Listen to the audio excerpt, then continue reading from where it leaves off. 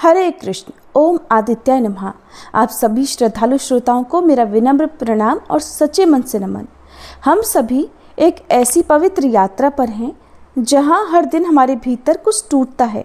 हमारा अहंकार, आलस्य और भ्रम, और कुछ नया जन्म लेता है। श्रद्धा, शांति और समर्पण। ज्येष्ठ मास की ये साधना केवल बाहर के नियमों का पालन नहीं, बल्कि भीतर के विकारों से युद्ध करने की अद्भुत प्रक्रिया है। आज 17वें दिन हम एक बार फिर से शीश झुकाकर प्रार्थना करते हैं, हे श्री कृष्ण, हे सूर्यदेव, आपके बिना ये मार्ग अधूरा है।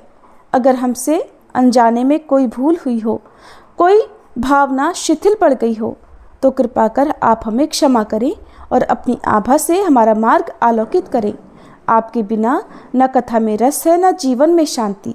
तो चलिए अब हम आज की इस दिव्य कथा की ओर बढ़ते हैं, जहां धर्म, प्रेम और चेतना के नए अध्याय हमारा स्वागत कर रहे हैं। आज ज्येष्ठ मास के शुक्ल पक्ष की तृतीया तिथि है और आज दिनांक है 29 मई और दिन है गुरुवार। तृतीया तिथि आज रात 11:18 पर समाप्त होगी। इसके बाद में चतुर्थी तिथि प्रारंभ हो जाएगी। आज आद्रा और पुनर्वसु नक्षत्र का शुभ योग भी बन रहा है। आद्रा नक्षत्र रात 10:38 तक और बाद में पुनर्वसु नक्षत्र प्रारंभ हो जाएगा। आज गुरुवार का दिन है, तो चलिए आज के अध्याय का शुभारंभ करते हैं गुरुवार यानी बृहस्पतिवार व्रत की कथा से। उससे पहले जानिए देवगुरु बृहस्पति के बारे में। बृहस्पति देवता को सभी देवी देवताओं का गुरु माना गया है, जो कि किसी भी व्यक्ति को ज्ञान और सौभाग्य का वरदान प्रदान करते हैं।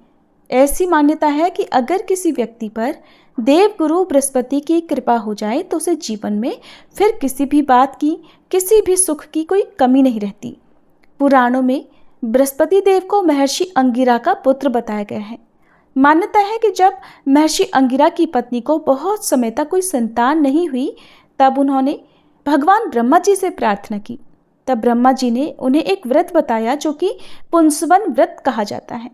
इसके बाद महर्षि अंगिरा की पत्नी ने इस व्रत की पूरी जानकारी श्री सनत कुमारों से लेकर अपना पुंसवन व्रत पूर्ण किया, जिसके पुण्य प्रताप से उन्हें एक बहुत ही तेजस्वी संतान की प्राप्ति हुई, जिन्हें ही बृहस्पति के नाम से जाना जाता है। नवग्रहों के श्रेष्ठ बृहस्पति मात्र एक ग्रह नहीं है, वरन देवताओं के भी गुरु हैं। ब्रह्मा जी के मानस पुत्र महर्षि अंगिरा के 3 पुत्र हुए, बृहस्पति, उतथ्य और संवर्त। इनमें बृहस्पति सबसे ज्येष्ठ अर्थात बड़े हैं। बृहस्पति अत्यंत सत्व गुणों से युक्त, वाणी, बुद्धि और ज्ञान के अधिष्ठाता तथा महान परोपकारी हैं। बृहस्पति देव अपने एक रूप से देव पुरोहित के रूप में इंद्र सभा ब्रह्म सभा में विराजमान रहते हैं और दूसरे रूप से ग्रह के रूप में प्रतिष्ठित होकर नक्षत्र मंडल में विराजमान रहते हैं। बृहस्पति देव के देवताओं के गुरु बनने के पीछे एक अत्यंत सुंदर कथा स्कंद पुराण में वर्णित है, जिसके अनुसार एक समय देवगुरु बृहस्पति ने काशी में शिवलिंग की स्थापना कर घोर तपस्या की। तपस्या करते हुए 10,000 वर्ष बीत गए। तब महादेव उस शिवलिंग से प्रकट हुए और बृहस्पति जी से कहने लगे, मैं तुम्हारी तपस्या से प्रसन्न हूँ, अपना अभीष्ट वर मांगो। अपने सामने उन अत्यंत प्रकाशवान तेजोमय शिव को देखकर बृहस्पति उनकी स्तुति करने लगे कि हे जगन्नाथ, आप त्रिगुणातीत, जरा मरण से रहित, त्रिजगन्मय, भक्तों का उद्धार करने वाले और शरणागत वत्सल हैं। आपके दर्शनों से ही मैं कृतकृत्य हो गया हूँ, मेरी समस्त कामनाएं पूरी हो गई हैं, अतः अब कुछ भी अप्राप्त नहीं रह गया।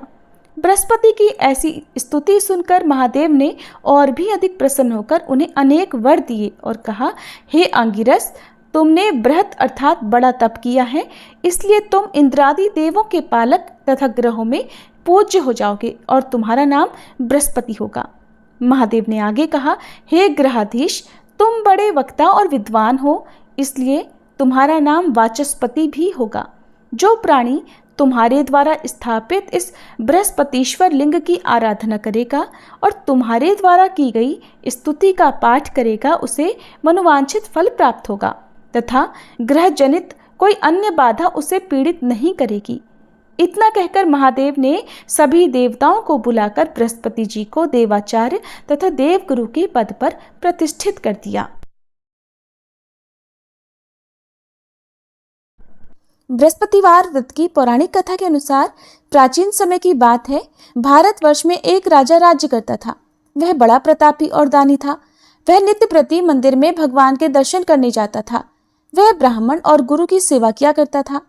उसके द्वार से कोई भी याचक निराश होकर नहीं लौटता था। वह प्रत्येक गुरुवार को व्रत रखता और पूजन करता था।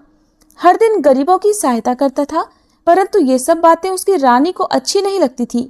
वो न तो व्रत करती, न ही किसी को एक भी पैसा दान में देती थी और राजा से भी ऐसा करने को मना किया करती थी। एक समय की बात है कि राजा शिकार खेलने वन को चले गए थे। घर पर रानी और दासी थी। उसी समय गुरु बृहस्पति साधु का रूप धारण करके राजा के दरवाजे पर भिक्षा मांगने आए। साधु ने रानी से भिक्षा मांगी तो वह कहने लगी, हे साधु महाराज, मैं इस दान और पुण्य से तंग आ गई हूँ। इस कार्य के लिए तो मेरे पतिदेव ही बहुत हैं। अब आप ऐसी कृपा करें कि हमारा सारा धन नष्ट हो जाए और मैं आराम से रह सकूं। साधु रूपी बृहस्पति देव ने कहा, हे देवी, तुम बड़ी विचित्र हो। संतान और धन से कोई दुखी नहीं होता है, इसको तो सभी चाहते हैं। पापी भी पुत्र और धन की इच्छा करता है। अगर तुम्हारे पास धन अधिक है तो भूखे मनुष्यों को भोजन कराओ, प्याऊ लगवाओ, ब्राह्मणों को दान दो, धर्मशालाएं बनवाओ, कुआं, तालाब, बावड़ी, बाग, बगीचे आदि का निर्माण कराओ तथा निर्धनों की कुंवारी कन्याओं का विवाह कराओ और यज्ञ आदि करो। इस प्रकार के कर्मों से आपके कुल का और आपका नाम परलोक में सार्थक होगा और स्वर्ग की प्राप्ति होगी। किंतु रानी साधु की इन बातों से खुश नहीं हुई। उसने कहा, हे साधु महाराज, मुझे ऐसे धन की बिल्कुल आवश्यकता नहीं जिसको मैं अन्य लोगों को दान दूं या जिसको रखने और संभालने में ही मेरा सारा समय नष्ट हो जाए। तब साधु ने कहा, हे देवी, अगर तुम्हारी ऐसी ही इच्छा है तो जैसा मैं तुम्हें बताता हूँ तुम वैसा ही करना। बृहस्पतिवार के दिन घर को गोबर से लीपना, अपने केशों को पीली मिट्टी से धोना, राजा से कहना वह दाढ़ी कटवाए, भोजन में मांस मदिरा खाना, कपड़ा धोबी के यहाँ धुलने देना। इस प्रकार 7 बृहस्पतिवार करने से तुम्हारा सब धन नष्ट हो जाएगा। ऐसा कहकर साधु महाराज रूपी बृहस्पति देव अंतर्ध्यान हो गए। रानी ने साधु के कहे अनुसार 7 बृहस्पतिवार तक वैसा ही करने का विचार किया। साधु के बताए अनुसार कार्य करते हुए केवल 3 बृहस्पतिवार ही बीते थे कि उसकी समस्त धन संपत्ति नष्ट हो गई। भोजन के लिए दोनों समय परिवार तरसने लगा तथा सांसारिक भोगों से दुखी रहने लगा। तब वह राजा रानी से कहने लगा, हे रानी, तुम यहाँ पर रहो, मैं दूसरे देश को जाता हूँ। क्योंकि यहाँ पर मुझे सभी मनुष्य जानते हैं, इसलिए मैं यहाँ कोई काम नहीं कर सकता।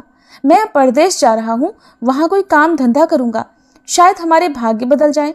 ऐसा कहकर राजा परदेश चला गया। वह वहाँ जंगल से लकड़ी काट कर लाता और शहर में बेचता। इस तरह जीवन व्यतीत करने लगा। इधर राजा के बिना रानी और दासियां दुखी रहने लगी। किसी दिन भोजन मिलता और किसी दिन जल पीकर ही रह जाती। एक बार रानी और दासियों को 7 दिन तक बिना भोजन के रहना पड़ा तो रानी ने अपनी दासी से कहा, हे दासी, यहाँ पास ही के नगर में मेरी बहन रहती है, वह बड़ी धनवान है। तू उसके पास जा और वहां से 5 सेर बेझर मांग कर ले आ, जिससे कुछ समय के लिए गुजर हो जाएगा। दासी रानी की बहन के पास गई। रानी की बहन उस समय पूजा कर रही थी। दासी ने रानी की बहन से कहा, हे रानी, मुझे आपकी बहन ने भेजा है, मुझे 5 सेर बेझर दे दो। दासी ने ये बात अनेक बार कही, परंतु रानी की बहन ने कोई उत्तर नहीं दिया, क्योंकि उस समय वह बृहस्पतिवार की कथा सुन रही थी। जब दासी को रानी की बहन से कोई उत्तर नहीं मिला तो वह बहुत दुखी हुई।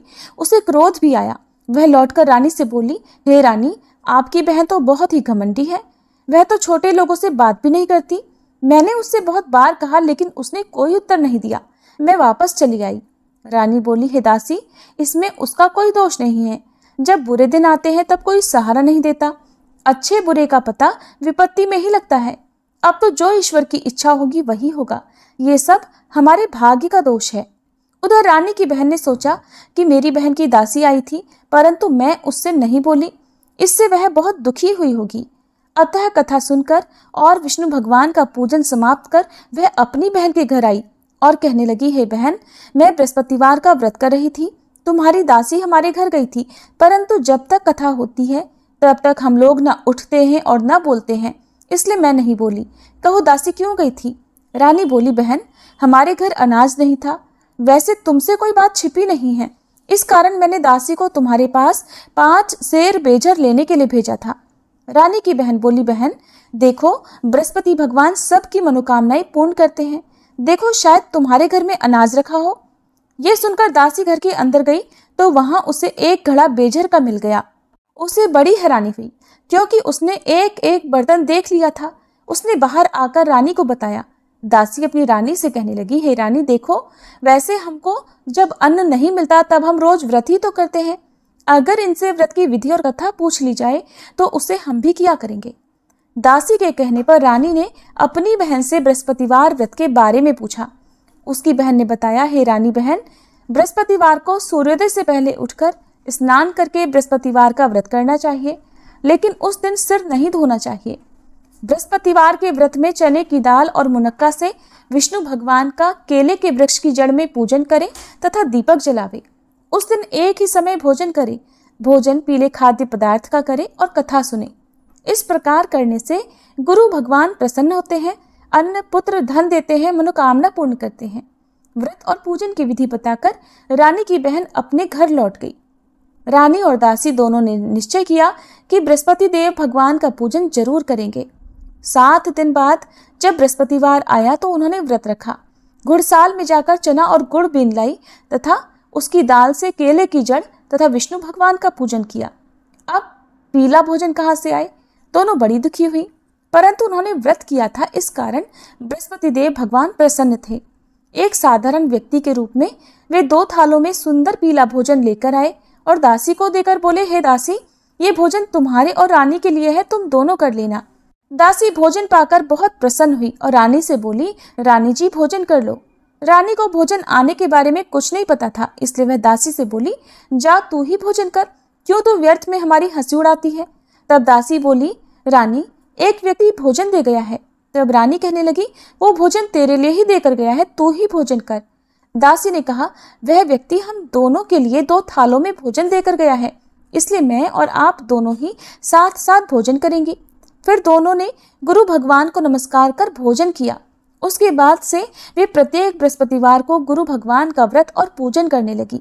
बृहस्पति भगवान की कृपा से उनके पास धन हो गया, परंतु रानी फिर पहले की तरह से आलस्य करने लगी। तब दासी बोली, देखो रानी, तुम पहले भी इसी प्रकार आलस्य करती थी। तुम्हें धन रखने में कष्ट होता था, इस कारण सभी धन नष्ट हो गया। अब गुरु भगवान की कृपा से धन मिला है तो तुम्हें फिर आलस्य होता है। बड़ी मुसीबतों के बाद हमने ये धन पाया है, इसलिए हमें दान पुण्य करना चाहिए। तुम भूखे मनुष्यों को भोजन कराओ, प्याऊ लगवाओ, ब्राह्मणों को दान दो, कुआं, तालाब, बावड़ी आदि का निर्माण करवाओ, मंदिर पाठशाला बनवाकर दान दो, कुंवारी कन्याओं का विवाह करवाओ, धन को शुभ कार्यों में खर्च करो, जिससे तुम्हारे कुल का यश बढ़े और स्वर्ग प्राप्त हो और पितर भी प्रसन्न हो। दासी की बात मानकर रानी ने इसी प्रकार के कर्म करने प्रारंभ कर दिए, जिससे उनका काफी यश फैलने लगा। एक दिन रानी और दासी आपस में विचार करने लगी कि न जाने राजा किस दशा में होंगे, उनकी कोई खोज खबर नहीं है।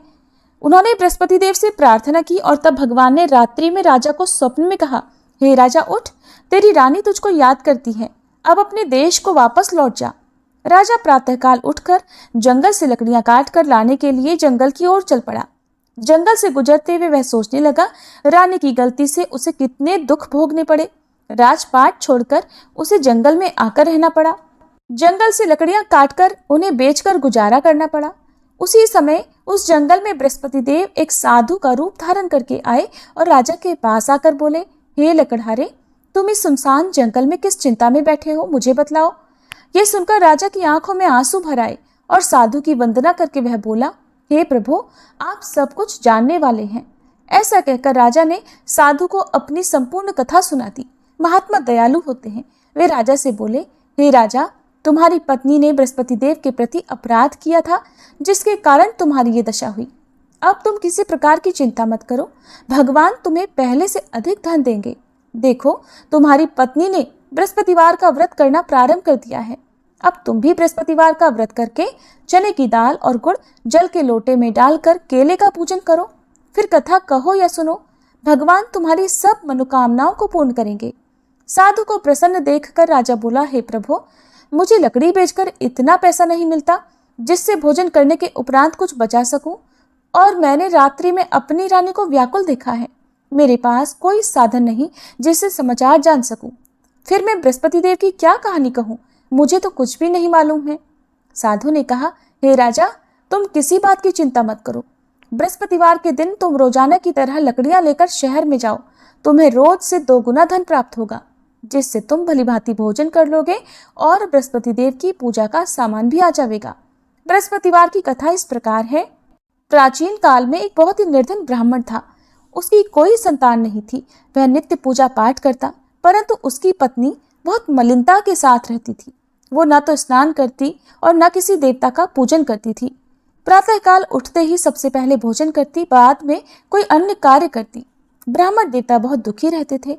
पत्नी को बहुत समझाते, किंतु कोई परिणाम नहीं निकलता। भगवान की कृपा से ब्राह्मण की पत्नी के कन्या उत्पन्न हुई। वह कन्या अपने पिता के घर में बड़ी होने लगी। वह बालिका प्रातः स्नान करके भगवान विष्णु का जप करती। वह बचपन से ही बृहस्पतिवार का व्रत भी करने लगी थी। पूजा पाठ समाप्त कर स्कूल जाती तो अपनी मुट्ठी में जौ भरकर ले जाती और पाठशाला जाने के मार्ग में डालती जाती। वही जौ सोने के हो जाते तो लौटते समय उनको बीनकर घर ले आती। एक दिन वह बालिका सूप में उन सोने के जौ को फटककर साफ कर रही थी। तभी उसकी माँ ने देख लिया और कहने लगी, हे बेटी, सोने के जौ को फटकने के लिए सोने का सूप होना चाहिए। दूसरे दिन गुरुवार था। उस कन्या ने व्रत रखा और बृहस्पति देव से प्रार्थना करके कहा, हे प्रभु, यदि मैंने सच्चे मन से आपकी पूजा की हो तो मुझे सोने का सूप दे दो। बृहस्पति देव ने उसकी प्रार्थना स्वीकार कर ली। रोजाना की तरह वह कन्या जौ फैलाती हुई पाठशाला चली गई। पाठशाला से लौटकर जब वह जौ बीन रही थी तो बृहस्पति देव की कृपा से उसे सोने का सूप मिला। उसे वह घर ले आई और उससे जौ साफ करने लगी, परंतु उसकी माँ का वही ढंग रहा। एक दिन की बात है, वह कन्या सोने के सूप में जौ साफ कर रही थी। उस समय उस नगर का राजकुमार वहां से होकर निकला। इस कन्या के रूप और सोने के सूप में जौ को साफ करते देखकर वह उस कन्या पर मोहित हो गया। राजमहल आकर वह भोजन तथा जल त्याग कर उदास होकर लेट गया। राजा को जब राजकुमार द्वारा अन्न जल त्यागने का समाचार मिला तो अपने मंत्रियों के साथ वह अपने पुत्र के पास आया और बोले, हे बेटा, तुम्हें किस बात का कष्ट है? किसी ने अपमान किया है अथवा कोई और कारण है? मुझे बताओ, मैं वही करूंगा जिससे तुम्हें प्रसन्नता हो। तब राजकुमार ने अपने पिता की बातें सुनी और बोला, मुझे आपकी कृपा से किसी बात का दुख नहीं है। किसी ने मेरा अपमान नहीं किया है, परंतु मैं उस लड़की के साथ विवाह करना चाहता हूँ जो सोने के सूप में जौ साफ कर रही थी। ये सुनकर राजा आश्चर्य में पड़ गया और बोला, हे बेटा, इस तरह की कन्या का पता तुम ही लगाओ। मैं उसके साथ तुम्हारा विवाह अवश्य ही करवा दूंगा। राजकुमार ने राजा को उस लड़की के घर का पता बतलाया। मंत्री उस लड़की के घर गया और राजा का आदेश ब्राह्मण को सुनाया। कुछ ही दिन बाद ब्राह्मण की कन्या का विवाह राजकुमार के साथ संपन्न हो गया। कन्या के घर से जाते ही उस ब्राह्मण देवता के घर में पहले की तरह गरीबी का वास हो गया। अब भोजन के लिए भी अन्न बड़ी मुश्किल से मिलता था। एक दिन दुखी होकर ब्राह्मण अपनी पुत्री से मिलने गया। बेटी ने पिता की दुखी अवस्था को देखा और अपनी माँ का समाचार पूछा। ब्राह्मण देवता ने सभी हाल कह सुनाया। तब कन्या ने बहुत सारा धन देकर अपने पिता को विदा कर दिया। इस तरह ब्राह्मण का कुछ समय सुखपूर्वक बीता, लेकिन कुछ दिन बाद फिर वही हाल हो गया। ब्राह्मण फिर अपनी कन्या के यहाँ गया और सभी हाल कहा तो पुत्री कहने लगी, हे पिताजी, आप माताजी को यहाँ लिवा लाओ, मैं उन्हें वह विधि बता दूंगी जिससे गरीबी दूर हो जाए। अब ब्राह्मण देवता अपनी पत्नी को साथ लेकर अपनी पुत्री के पास राजमहल में पहुंचे तो पुत्री अपनी माँ को समझाने लगी, हे माँ, तुम प्रातःकाल उठकर प्रथम स्नान आदि करके विष्णु भगवान का पूजन करो तो सब दरिद्रता दूर हो जाएगी। परंतु उसकी माँ ने उसकी एक बात नहीं मानी। वह प्रातःकाल उठकर अपनी पुत्री का बचा जूठन खा लेती थी। एक दिन उसकी पुत्री को बहुत गुस्सा आया। उसने एक रात कोठरी से सारा सामान निकाल दिया और उसमें अपनी माँ को बंद कर दिया। प्रातः उसमें से निकाला और स्नान आदि करा के पूजा पाठ करवाया तो उसकी माँ की बुद्धि ठीक हो गई। इसके बाद वह नियम से पूजा पाठ करती और प्रत्येक बृहस्पतिवार को व्रत करने लगी। इस व्रत के पुण्य प्रभाव से उसकी माँ भी बहुत धनवान हो गई और बृहस्पति देवता के प्रभाव से स्वर्ग को गई। वह ब्राह्मण भी सुखपूर्वक इस लोक का सुख भोग कर स्वर्ग को प्राप्त हुए। इस तरह कहानी कहकर साधु महाराज वहां से लोप हो गए। धीरे धीरे समय बीतने पर फिर बृहस्पतिवार का दिन आया। राजा जंगल से लकड़ी काटकर किसी शहर में बेचने गए। उसे उस दिन और दिनों से अधिक धन मिला। राजा ने चना, गुड़ आदि लाकर बृहस्पतिवार का व्रत किया। उस दिन से उसके सभी क्लेश दूर हुए। परंतु जब अगला गुरुवार का दिन आया तो वह बृहस्पतिवार का व्रत करना भूल गया। इस कारण बृहस्पति भगवान नाराज हो गए। उस दिन उस नगर के राजा ने विशाल यज्ञ का आयोजन किया तथा अपने समस्त राज्य में घोषणा करवा दी कि कोई भी मनुष्य अपने घर में भोजन ना बनाए और आग भी ना जलाए। समस्त जनता मेरे यहाँ भोजन करने आए। इस आज्ञा को जो न मानेगा उसको फांसी की सजा दी जाएगी। राजा की आज्ञा अनुसार राज्य के सभी निवासी राजा के भोज में सम्मिलित हुए, लेकिन लकड़हारा कुछ देर से पहुंचा, इसलिए राजा उसको अपने साथ महल में ले गए। जब राजा लकड़हारे को भोजन करा रहे थे तो रानी की दृष्टि उस खूंटी पर पड़ी जिस पर उसका हार लटका हुआ था। उसे हार खूंटी पर लटका दिखाई नहीं दिया। रानी को निश्चय हो गया कि मेरा हार उस लकड़हारे ने चुरा लिया है। उसी समय सैनिक बुलवाकर उसको कैद खाने में डलवा दिया। जब लकड़हारा कारागार में पड़ गया तो बहुत दुखी होकर विचार करने लगा कि न जाने कौन से पूर्व जन्म के कर्म से मुझे ये दुख प्राप्त हुआ है, और उसी साधु को याद करने लगा जो जंगल में मिला था। तत्काल बृहस्पति देव साधु के रूप में प्रकट हो गए और उसकी दशा को देखकर कहने लगे, अरे मूर्ख, तूने बृहस्पति देवता की कथा नहीं की, इस कारण तुझे दुख प्राप्त हुआ है। अब चिंता मत कर, बृहस्पतिवार के दिन कारागार के दरवाजे पर 4 पैसे पड़े मिलेंगे। उनसे तो बृहस्पति देव की पूजा करना तो तेरे सभी कष्ट दूर हो जाएंगे। अगले बृहस्पतिवार उसे कारागार के द्वार पर 4 पैसे पड़े मिले। राजा ने पूजा का सामान मंगवाकर कथा कही और प्रसाद बांटा। उसी रात्रि को बृहस्पति देव ने उस नगर के राजा को स्वप्न में कहा, हे राजा, तूने जिस आदमी को कारागार में बंद करा दिया है वह निर्दोष है, वह राजा है, उसे छोड़ देना। रानी का हार उसी खूंटी पर लटका हुआ है। अगर तू ऐसा नहीं करेगा तो मैं तेरे राज्य को नष्ट कर दूंगा। राजा प्रातःकाल उठा और खूंटी पर हार टंगा देखकर लकड़हारे को बुलाकर क्षमा मांगी तथा राजा के योग्य सुंदर वस्त्र आभूषण भेंट कर उसे विदा किया। गुरुदेव की आज्ञा अनुसार राजा अब अपने नगर को चल दिया। राजा जब नगर के निकट पहुंचा तो उसे बड़ा ही आश्चर्य हुआ। नगर में पहले से अधिक बाग, तालाब और कुएं तथा बहुत सी धर्मशाला, मंदिर आदि बने हुए हैं। राजा ने पूछा कि ये किसका बाग और धर्मशाला है? तब नगर के सब लोग कहने लगे, ये सब रानी और दासी द्वारा बनवाए गए हैं। राजा को आश्चर्य हुआ और गुस्सा भी आया।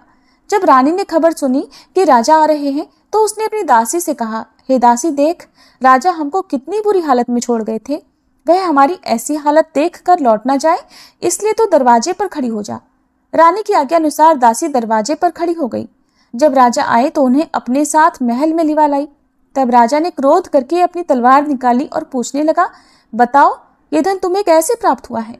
तब रानी ने बताया, हमें ये सब धन बृहस्पति देव के व्रत के प्रभाव से प्राप्त हुआ है। राजा ने तब निश्चय किया कि 7 रोज बाद तो सभी बृहस्पति देव का पूजन करते हैं, परंतु मैं रोजाना दिन में 3 बार कथा कहा करूंगा तथा रोज व्रत किया करूंगा। अब हर समय राजा के दुपट्टे में चने की दाल बंधी रहती तथा दिन में 3 बार वह कथा कहता। एक दिन राजा ने विचार किया कि चलो अपनी बहन के यहाँ आवे। इस तरह का निश्चय कर राजा घोड़े पर सवार होकर अपनी बहन के यहाँ चल पड़ा। रास्ते में उसने देखा कि कुछ आदमी एक मुर्दे को लिए जा रहे हैं। उन्हें रोककर राजा कहने लगा, अरे भाइयों, मेरी बृहस्पतिवार की कथा सुन लो। वे बोले, लो, हमारा तो आदमी मर गया है, इसको अपनी कथा की पड़ी है। परंतु कुछ आदमी बोले, अच्छा कहो, हम तुम्हारी कथा भी सुनेंगे। राजा ने दाल निकाली और कथा कहनी शुरू कर दी। जब कथा आधी हुई तो वह मुर्दा हिलने लगा और जब कथा समाप्त हुई तो राम राम करके वह मनुष्य खड़ा हो गया। राजा आगे बढ़ा, उसे चलते चलते शाम हो गई। आगे मार्ग में उसे किसान खेत में हल चलाता मिला। राजा उससे बोला, अरे भैया, तुम मेरी बृहस्पतिवार की कथा सुन लो। किसान बोला, जब तक मैं तेरी कथा सुनूंगा तब तक 4 हरैया जोत लूंगा। जा अपनी कथा किसी और को सुनाना। राजा आगे चलने लगा। राजा के हटते ही बैल पछाड़ खाकर गिर गए तथा किसान के पेट में बहुत जोर से दर्द होने लगा। उसी समय किसान की माँ रोटी लेकर आई। उसने जब ये देखा तो अपने पुत्र से सब हाल पूछा। बेटे ने सभी हाल बता दिया। बुढ़िया दौड़ी दौड़ी उस घुड़सवार के पास गई और उससे बोली, मैं तेरी कथा सुनूंगी, तू अपनी कथा मेरे खेत पर ही चलकर कहना। राजा ने लौटकर बुढ़िया के खेत पर जाकर कथा कही, जिसके सुनते ही बैल खड़े हो गए और किसान के पेट का दर्द भी बंद हो गया। अब राजा अपनी बहन के घर पहुंच गया। बहन ने भाई की खूब मेहमानी की।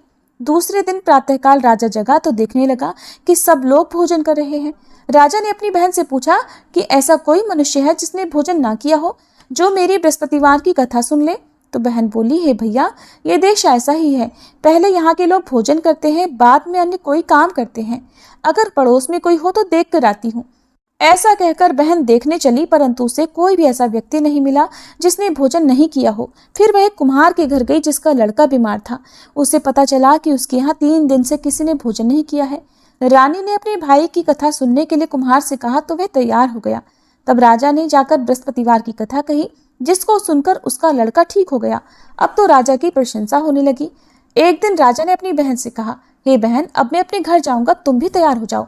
राजा की बहन ने अपनी सास से अपने भाई के साथ जाने की आज्ञा मांगी तो सास बोली, चली जा, परंतु अपने लड़कों को मत ले जाना, क्योंकि तेरे भाई की कोई संतान नहीं होती है। बहन ने अपने भाई से कहा, हे भैया, मैं तो चलूंगी, परंतु कोई बालक नहीं जाएगा। राजा ने कहा, जब कोई बालक नहीं चलेगा तब तुम भी जाकर क्या करोगी? फिर दुखी मन से राजा अपने नगर को लौट आया। राजा ने अपनी रानी से कहा, हम निसंतान हैं, इसलिए हमारे घर आना कोई पसंद नहीं करता, हम निर्वंशी राजा हैं। ऐसा कहकर वह बिना भोजन आदि किए शैया पर लेट गया। रानी बोली, हे प्रभु, बृहस्पति देव ने हमें सब कुछ दिया है, वे हमें संतान भी अवश्य देंगे। उसी रात बृहस्पति देव ने राजा को स्वप्न में कहा, हे राजा, उठ, सभी सोच त्याग दे, तेरी रानी गर्भ से है। राजा को यह जानकर बड़ी प्रसन्नता हुई। 9वें महीने रानी के गर्भ से एक सुंदर पुत्र पैदा हुआ। जब राजा की बहन ने यह शुभ समाचार सुना तो वह बहुत खुश हुई तथा बधाई लेकर अपने भाई के यहाँ आई। तभी रानी ने कहा, घोड़ा चढ़कर तो नहीं आई, गधा चढ़ी आई। राजा की बहन बोली, भाई, मैं इस प्रकार न कहती तो तुम्हें संतान कैसे मिलती? बृहस्पति देव ऐसे ही हैं, जिसके मन में जो कामनाएं रहती है सभी को पूर्ण करते हैं। जो सद्भावना पूर्वक बृहस्पतिवार का व्रत करता है और कथा पढ़ता है अथवा सुनता है, दूसरों को सुनाता है, बृहस्पति देव उसकी सभी मनोकामनाएं पूर्ण करते हैं। बृहस्पति देव उनकी सदैव रक्षा करते हैं। जो संसार में सद्भावना और सच्चे मन से बृहस्पति देव का पूजन करते हैं, उनकी सभी मनोकामनाएं उसी प्रकार पूर्ण होती हैं जैसे रानी और राजा ने बृहस्पति देव की कथा का गुणगान किया, उनकी सभी इच्छाएं बृहस्पति देव ने पूर्ण की। मनुष्य को हृदय से उनका मनन करते हुए जयकार करनी चाहिए। प्रेम से बोलिए, बृहस्पति देवता की जय। अब सुनिए ज्येष्ठ मास महात्म्य में आज की कथा। श्री विष्णु भगवान ने ब्रह्मा जी से पूछा, हे ब्राह्मण, संसार में मनुष्य विष, रोग, ग्रह और अनेक प्रकार के उपद्रवों से पीड़ित रहते हैं। ये किन कर्मों का फल है? कृपा कर आप कोई ऐसा उपाय बताइए जिससे जीवों का रोग आदि की बाधा ना हो। तो ब्रह्मा जी कहने लगे, जिन्होंने पूर्व जन्म में व्रत, उपवास आदि के द्वारा भगवान सूर्य को प्रसन्न नहीं किया, वे मनुष्य विष, ज्वर, ग्रह, रोग आदि के भागी होते हैं। और जो सूर्य नारायण की आराधना करते हैं, उन्हें आदि व्याधियां नहीं सताती। पूर्व जन्म में भगवान सूर्य की आराधना से इस जन्म में आरोग्य, परम बुद्धि और जो मन में इच्छा करता है, निसंदेह उसे प्राप्त कर लेता है। आदि व्याधियों से पीड़ित नहीं होता है और न विष और दुष्ट ग्रहों के बंधनों में ही फंसता है तथा कृत्या आदि का भय भी उसे नहीं रहता। सूर्य नारायण के भक्तों के लिए दुष्ट भी अनुकूल हो जाते हैं और सब ग्रह सौम्य दृष्टि रखने लगते हैं। जिस पर सूर्य देव संतुष्ट हो जाते हैं, वह देवताओं का भी पूज्य हो जाता है। परंतु भगवान सूर्य का अनुग्रह उसी पुरुष पर होता है जो सभी जीवों को अपने समान ही समझता है और भक्ति पूर्वक उनकी आराधना करता है। प्रजाओं के स्वामी भगवान सूर्य के प्रसन्न हो जाने पर मनुष्य पूर्ण मनोरथ को प्राप्त कर लेता है। भगवान विष्णु ने पूछा, हे ब्राह्मण, जिन्होंने पहले भगवान सूर्य की आराधना नहीं की और रोग व्याधि से दुखी हो गए हैं, वे उन कष्ट और पापों से कैसे मुक्त हों? कृपा कर हमें ये भी बताइए। हम भी भक्ति पूर्वक भगवान सूर्य की आराधना करना चाहते हैं। श्री विष्णु भगवान के पूछने पर ब्रह्मा जी इस प्रकार बोले, भगवान, यदि आप भगवान सूर्य की आराधना करना चाहते हैं तो आप पहले वैवस्वत अर्थात सूर्य भक्त बने, क्योंकि बिना विधि पूर्वक सारी दीक्षा उनकी उपासना पूरी नहीं हो सकती। जब मनुष्यों के पाप क्षीण होने लगते हैं, तब भगवान सूर्य और ब्राह्मणों में उनकी नैष्ठिक की श्रद्धा भक्ति होती है। इस संसार चक्र में भ्रमण करते हुए प्राणियों के लिए भगवान सूर्य को प्रसन्न करना एकमात्र कल्याण का निष्कंटक मार्ग है। विष्णु भगवान कहने लगे, हे ब्राह्मण, वैवस्वतों का क्या लक्षण है? उन्हें क्या करना चाहिए, ये भी आप बताइए। तब श्री ब्रह्मा जी कहने लगे, वैवस्वत वही है जो भगवान सूर्य का परम भक्त हो तथा मन, वाणी और कर्म से कभी जीव हिंसा न करे, ब्राह्मण, देवता और भोजक को नित्य प्रणाम करे, दूसरे के धन का हरण ना करे, सभी देवताओं और संसार को भगवान सूर्य का ही स्वरूप समझे और उनसे अपने को अभिन्न समझे। देवता, मनुष्य, पशु, पक्षी, पिपलिका, वृक्ष, पाषाण, काष्ठ, भूमि, जल, आकाश तथा दिशा सर्वत्र भगवान सूर्य को व्याप्त समझे, साथ ही स्वयं को भी सूर्य से भिन्न ना समझे। जो किसी भी प्राणी में दुष्ट भाव नहीं रखता, वही वैवस्वत सूर्योपासक है। जो पुरुष आसक्ति रहित होकर निष्काम भाव से भक्ति पूर्वक भगवान सूर्य के निमित्त क्रियाएं करता है, वह वैवस्वत कहलाता है। जिसका न तो कोई शत्रु है, न कोई मित्र हो, तथा न जिसमें भेद बुद्धि हो, सभी को बराबर देखता हो, ऐसा पुरुष वैवस्वत कहलाता है। जिस उत्तम गति को वैवस्वत पुरुष प्राप्त करता है, वह योगी और बड़े बड़े तपस्वियों के लिए दुर्लभ है। जो सभी प्रकार से भगवान सूर्य का दृढ़ भक्त है, वह धन्य है। भक्ति पूर्वक आराधना करने से ही सूर्य भगवान का अनुग्रह प्राप्त होता है। श्री ब्रह्मा जी फिर बोले, मैं भी उनके दक्षिण किरण से उत्पन्न हुआ हूं भगवान, और उन्हीं के वाम किरण से भगवान शिव तथा वक्ष स्थल से शंख चक्र गदाधारी आप उत्पन्न हुए हैं। उन्हीं की इच्छा से आप सृष्टि का पालन और शंकर जी संहार करते हैं। इसी इच्छा से आप इस प्रकार रुद्र, इंद्र, चंद्र, वरुण, वायु, अग्नि आदि सभी देवता सूर्य देव से ही प्रादुर्भूत अर्थात प्रकट हुए हैं और उनकी आज्ञा के अनुसार अपने अपने कर्मों में प्रवृत्त हो रहे हैं। इसलिए भगवान, आप भी सूर्य भगवान की आराधना कीजिए, इससे सभी मनोरथ पूर्ण हो जाएंगे। पितामह ब्रह्मा जी और विष्णु भगवान के इस संवाद को जो भी भक्ति पूर्वक श्रवण करता है, वह मनोवांछित फलों को प्राप्त कर अंत में स्वर्ण के विमान में बैठकर सूर्य लोक को जाता है। अगला अध्याय प्रारंभ करने से पहले आपको बता दूं कि इससे पहले की वीडियो में किसी ने कमेंट करके पूछा था कि अगर आसपास सूर्य भगवान का मंदिर ना हो तो फिर दीपदान कहाँ पर करें। देखिए, सूर्य भगवान को जिस तरह से हम जल अर्पित करते हैं, सूर्य भगवान को प्रत्यक्ष देखकर अपनी छत पर, खुले आसमान के नीचे, जहां पर भी आप जल अर्पित करते हैं, जल से अर्घ्य देते हैं, वहीं पर आप दीपक भी जला सकते हैं। क्योंकि देखिए, सूर्य भगवान के मंदिर हमारे देश में बहुत कम है, तो आपके लिए मंदिर में जाकर दीपदान करना संभव नहीं होगा, तो आप अपनी छत पर भी दीपदान कर सकते हैं। अब जानिए अगले अध्याय के बारे में, जिसमें भगवान सूर्य नारायण के सौम्य रूप की कथा का वर्णन किया गया है। राजा शतानेक ने कहा, मुने, भगवान सूर्य की कथा सुनते सुनते मुझे तो तृप्ति ही नहीं होती, अतः आप पुनः उन्हीं के गुणों और चरित्रों का वर्णन कीजिए। तब सुमंतु मुनि कहने लगे, राजन, पूर्व काल में ब्रह्मा जी ने भगवान सूर्य की जो पवित्र कथा ऋषियों को सुनाई थी, उसे मैं आपको सुनाता हूँ, और ये कथा हर प्रकार के पापों को नष्ट करने वाली है। जो भी भक्त इस कथा को सुनता है, उसके सभी पापों का नाश हो जाता है।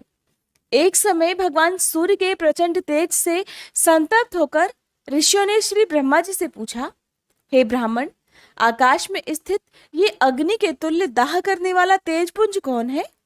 तो ब्रह्मा जी कहने लगे, मुनीश्वरों, प्रलय के समय जब सारा स्थावर जंगम जगत नष्ट हो गया, उस समय सर्वत्र अंधकार ही अंधकार था। उस समय सर्वप्रथम बुद्धि उत्पन्न हुई। बुद्धि से अहंकार तथा अहंकार से आकाश आदि पंच महाभूतों की उत्पत्ति हुई, और उनमें से एक अंड उत्पन्न हुआ, जिसमें 7 लोक और 7 समुद्रों सहित पृथ्वी स्थित है। उसी अंड में स्वयं ब्रह्मा जी, विष्णु और शिव जी भी स्थित थे। अंधकार से सभी व्याकुल थे, सभी त्रस्त थे। फिर सभी परमेश्वर का ध्यान करने लगे। ध्यान करने से अंधकार को हरण करने वाला एक तेज पुंज प्रकट हुआ। उसे देखकर हम सभी देवतागण उसकी इस प्रकार दिव्य स्तुति करने लगे, हे सनातन देव, आप ही समस्त चराचर प्राणियों के आदि सृष्टा और ईश्वरों के ईश्वर तथा आदि देव हैं।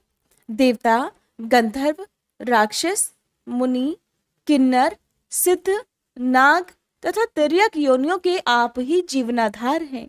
आप ही ब्रह्मा, विष्णु, शिव, प्रजापति, वायु, इंद्र, सोम, वरुण तथा काल है, और आप ही सृष्टा, संहर्ता, पालन करता और सबके शासक भी आप ही हैं।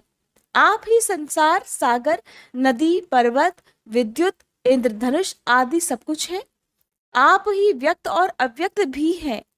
ईश्वर से परे विद्या, विद्या से परे शिव तथा शिव से परतर आप परम देव हैं। हे परमात्मन, आपके पाणी, पाद, अक्षी, सिर, मुख सर्वत्र चतुर्दिक व्याप्त हैं। आपकी दैदीप्यमान सहस्त्रों किरणें सभी ओर व्याप्त हैं। इस प्रकार हमारी स्तुति से प्रसन्न होकर वे तेजस रूप कल्याणकारी देव मधुर वाणी में बोले, देवगण, आप क्या चाहते हैं? तब हमने कहा, प्रभु, आपके इस प्रचंड तप्त रूप को देखने में कोई भी समर्थ नहीं है, अतः संसार के कल्याण के लिए आप सौम्य रूप धारण कीजिए। देवताओं की ऐसी प्रार्थना सुनकर उन्होंने एवं अस्तु कहकर सभी को सुख देने वाले उत्तम रूप धारण कर लिया। सुमंतु मुनि कहने लगे, राजन, सांख्य योग का आश्रय ग्रहण करने वाले योगी आदि तथा मोक्ष की इच्छा रखने वाले पुरुष इनका ही ध्यान करते हैं। इनके ध्यान से बड़े बड़े पाप नष्ट हो जाते हैं। अग्निहोत्र, वेद पाठ और प्रचुर दक्षिणा से युक्त यज्ञ भी भगवान सूर्य की भक्ति के 16वीं कला के तुल्य भी फलदायक नहीं है। ये तीर्थों के भी तीर्थ, मंगलों के भी मंगल और पवित्रों को भी पवित्र करने वाले हैं। जो इनकी आराधना करते हैं वे सभी पापों से मुक्त हो जाते हैं और अंत में सूर्यलोक को प्राप्त कर लेते हैं। वेदादि शास्त्रों में भगवान दिव्यस्पति उपासना आदि के द्वारा जिस प्रकार सुलभ हो जाते हैं, उसी प्रकार सूर्यदेव समस्त लोकों के उपास्य हैं। राजा शतानिक ने फिर पूछा, मुने, देवता तथा ऋषियों ने किस प्रकार भगवान सूर्य का सुंदर रूप बनवाया, ये भी आप बताइए। तब सुमंतु मुनि कहने लगे, राजन, एक समय सभी ऋषियों ने ब्रह्मलोक में जाकर श्री ब्रह्मा जी से प्रार्थना की कि हे भगवान, अदिति के पुत्र सूर्य नारायण आकाश में अति प्रचंड तेज से तप रहे हैं, जिस कारण नदी का किनारा सूख जाता है। वैसे ही अखिल जगत विनाश को प्राप्त हो रहा है। हम सब भी अति पीड़ित हैं और आपका आसन कमल भी सूख रहा है। तीनों लोकों में कोई सुखी नहीं है। अतः आप ऐसा उपाय कीजिए जिससे यह तेज शांत हो जाए। तब श्री ब्रह्मा जी ने कहा, मुनीश्वरों, सभी देवताओं के साथ आप और हम सब सूर्य नारायण की शरण में जाएं, उसी में सभी का कल्याण होगा। ब्रह्मा जी की आज्ञा पाकर ब्रह्मा, विष्णु तथा शंकर सभी देवता और ऋषिगण उनकी शरण में गए और उन्होंने भक्ति भाव पूर्वक नम्र होकर अनेक प्रकार से उनकी स्तुति की। देवताओं की स्तुति से सूर्य नारायण प्रसन्न हो गए। सूर्य भगवान बोले, आप लोग वर मांगिए। उस समय सभी देवताओं ने यही वर मांगा कि प्रभु, आपके तेज को विश्वकर्मा कम कर दे, ऐसी आज्ञा आप प्रदान कीजिए। उन्होंने देवताओं की प्रार्थना स्वीकार कर ली। तब विश्वकर्मा जी ने उनके तेज को तराश कर कम कर दिया। इसी तेज से भगवान विष्णु का चक्र और अन्य देवताओं के शूल, शक्ति, गदा, वज्र, बाण, धनुष, दुर्गा आदि देवियों के आभूषण तथा शिविका अर्थात पालकी, परशु आदि आयुध बनकर विश्वकर्मा ने उन्हें देवताओं को दे दिए। भगवान सूर्य का तेज सौम्य हो जाने से तथा उत्तम उत्तम आयुध प्राप्त कर देवतागण अत्यंत प्रसन्न हुए और उन्होंने पुनः उनकी भक्ति भाव पूर्वक स्तुति की। देवताओं की स्तुति से प्रसन्न होकर भगवान सूर्य ने और भी अनेक वर उन्हें प्रदान किए। फिर देवताओं ने परस्पर विचार किया कि दैत्यगण वर पाकर अत्यंत अभिमानी हो गए हैं, वे अवश्य भगवान सूर्य को हरण करने का प्रयास करेंगे। इसलिए उन सभी को नष्ट करने के लिए तथा इनकी रक्षा करने के लिए हमें चाहिए कि हम इनके चारों ओर खड़े हो जाएं, जिससे ये दैत्य सूर्य को देख ना सके। ऐसा विचार कर स्कंद दंड नायक का रूप धारण कर भगवान सूर्य के बाईं ओर स्थित हो गए। भगवान सूर्य ने दंड नायक को जीवों के शुभाशुभ कर्मों का लिखने का आदेश दिया। दंड का निर्णय करने और दंड नीति का निर्धारण करने से दंड नायक नाम पड़ गया। अग्निदेव पिंगल वर्ण के होने के कारण पिंगल नाम से प्रसिद्ध हुए और फिर सूर्य भगवान की दाहिनी ओर स्थित हो गए। इसी प्रकार दोनों पार्श्वों में दो अश्विनी कुमार स्थित हुए। वे अश्वरूप से उत्पन्न होने के कारण अश्विनी कुमार कहलाए। महाबलशाली राज्ञ और श्रौष 2 द्वारपाल हुए। राजा कार्तिकेय के और श्रौष हर के अवतार कहे गए हैं। लोक पूज्य वे दोनों द्वारपाल धर्म और अर्थ के रूप में प्रथम द्वार पर रहते हैं। दूसरे द्वार पर कलमाश और पक्षी ये 2 द्वारपाल रहते हैं। इनमें से कलमाश यमराज के रूप में है और पक्षी गरुड़ रूप है। ये दोनों दक्षिण दिशा में स्थित हैं। कुबेर और विनायक उत्तर में तथा दिंडी और रेवंत पूर्व दिशा में स्थित हैं। दिंडी रुद्र रूप है और रेवंत भगवान सूर्य के पुत्र हैं।